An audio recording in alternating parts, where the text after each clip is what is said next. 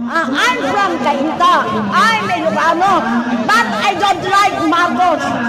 Ayoko kay Marcos. The most corrupt president. Kahit wala si Congressman Sarsico. Alam ko na yun. At ang ninyo, sino pumirma ng GAA, BICAM, May Blanco? Si Marcos, bangag.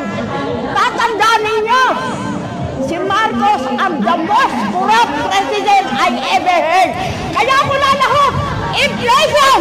Ang talong, 200! Ang galunggong, 400! Yung 1,000 mo, wala nang mabibili.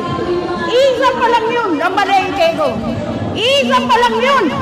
Tapos, gusto pa niya si Marcos, bangag! Maglalakaw ka, Marcos! Apay kasang ka!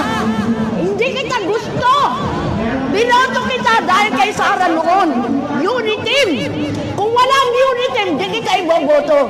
Sabi mo pa nga, dama ko, hirap nyo. Puro pala kabalbalan yung sinabi niya eh. Kinumpahan niya ko pa yan. Nagbayad pa ako. Kasi dahil kay Sara, kung hindi nagpabola si Sara, o nasaan na si Sara, tinarador mo.